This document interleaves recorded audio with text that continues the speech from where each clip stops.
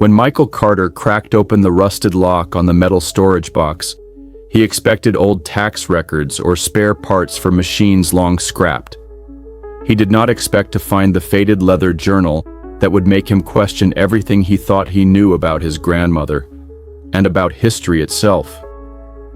He sat cross-legged on the cold concrete floor of her basement, the smell of mothballs and mildew curling around him, the winter wind rattling the small window above his head.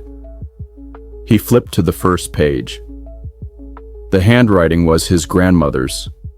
Neat, looping letters she'd taught him to copy as a boy.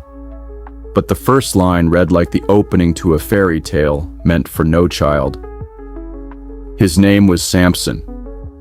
They sent him to die, but he touched the stars instead. Michael read on, and the basement seemed to fade. He was with her in 1961, when the world was a coin spinning in the air. One side fear, the other hope, and no one sure how it would land.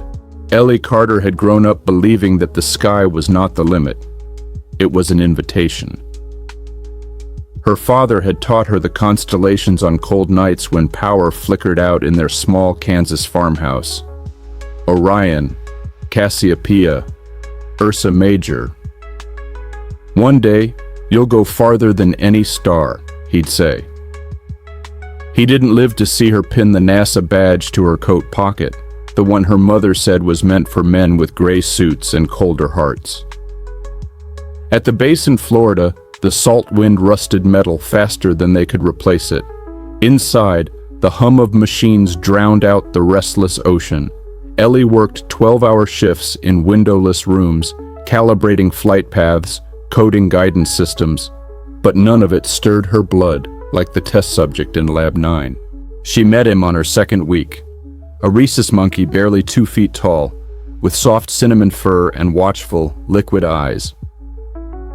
He sat cross-legged in his enclosure, peeling apart the casing of a radio switch he was never supposed to touch.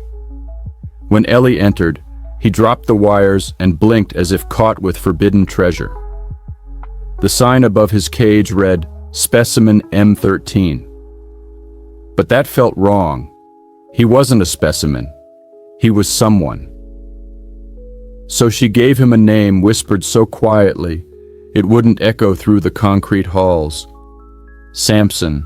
They trained him to press buttons in sequence, to respond to lights, to sit still while needles pricked his veins for blood samples that told the men upstairs whether he was strong enough, smart enough, expendable enough. Ellie noticed how he learned faster than the dogs or the other monkeys. He didn't just respond, he anticipated. When she tested new sequences, he'd tilt his head, furrow his brow, and then press the buttons in the correct order before she finished giving the cue. At night, when the others went home to stiff drinks and softer wives, Ellie stayed. She'd sit cross-legged on the floor, back against the enclosure, reading aloud from engineering manuals, old novels, her father's star charts. Sampson would inch closer, pressing his palm to the wire mesh until she pressed hers to meet him. In the journal, Ellie wrote of the night she first learned the truth. The launch was only weeks away. The mission brief labeled Sampson a biological payload, a polite way of saying he was never meant to return. The capsule would reach orbit, but there were no retro rockets powerful enough to bring it back safely. They dressed up the plan in language about test parameters and technical limitations. But the reality was simpler. Sampson would prove what a human could survive. And then he'd die alone, looking down on a planet that would never know his name. Ellie stormed into her supervisor's office that night, trembling with rage. She pleaded, argued, demanded. They told her she was sentimental, weak. A monkey is not a person, they said. But Ellie knew they were wrong. That night she sat by Sampson's cage and wept into her hands. He watched her silently, tilting his head in that small, thoughtful way of his. When she lifted her eyes, She saw him reach for the tiny star chart she'd left on the floor. He held it between his tiny hands, tracing Orion's belt with one finger. "He wants to go," she whispered, "but he deserves to come home." In the final days, she broke every rule. She snuck him extra food, banana slices dipped in peanut butter she smuggled from the staff lounge. She sang to him softly, old country ballads her father loved. She told him about the ocean, the moon, the children she might one day have, how she'd tell them about the little voyager who touched the stars. On the launch pad, the roar of engines drowned out the sound of her heartbeat. From the observation glass, she could see the tiny capsule, a bullet of steel and dreams, waiting to swallow him whole.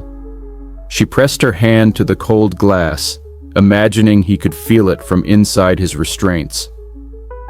When the rocket thundered to life, the ground shook so hard the steel beams above her head groaned in protest. A white plume cut across the sky, trailing fire and noise and the secret hope of one frightened woman. Inside the control room, Ellie sat frozen before the monitor. She traced every line of telemetry with trembling fingers. Oxygen, heart rate, cabin pressure. Sampson's heartbeat stayed steady, calm. She whispered to him through the static, "Hold on, little voyager. Hold on."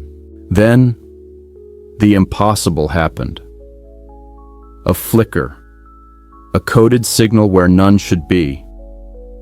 She knew the sequences by heart, the training patterns she'd run with Sampson night after night.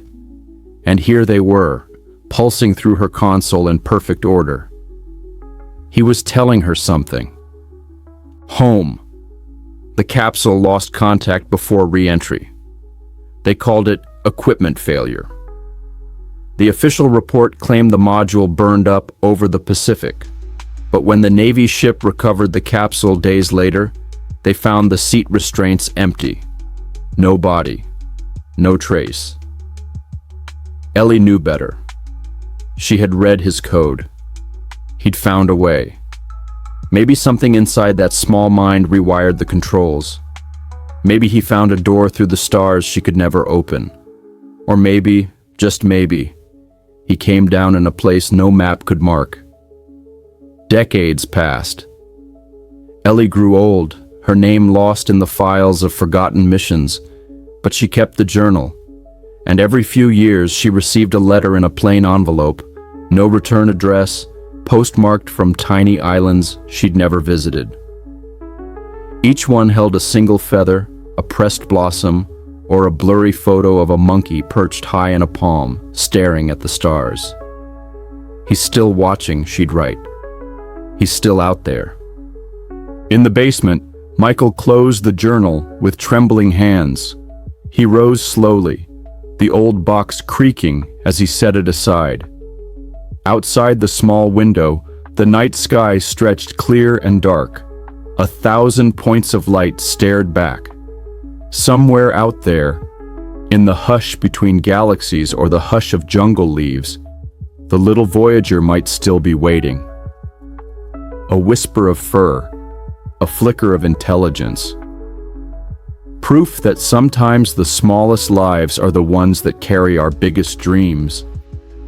And if you listen closely on a still night, maybe you'll hear him, tapping out a signal, letter by letter. Home. Years later, Michael Carter stood on a hidden island no map named, holding the old journal that had changed everything. Beneath a sprawling banyan tree, he listened to waves hush against the shore and the soft rustle of leaves high above. Villagers called him Gumba, the sky spirit. They still left fruit at the tree's roots for the little monkey who once came from the sea and climbed to the highest branches to talk to the stars. As dusk fell, Michael looked up through the tangled canopy. For a breathless moment, he thought he saw bright eyes watching from the dark, as if the first voyager still guarded the stars he touched so long ago. "Safe travels, Sampson," he whispered. Safe travels.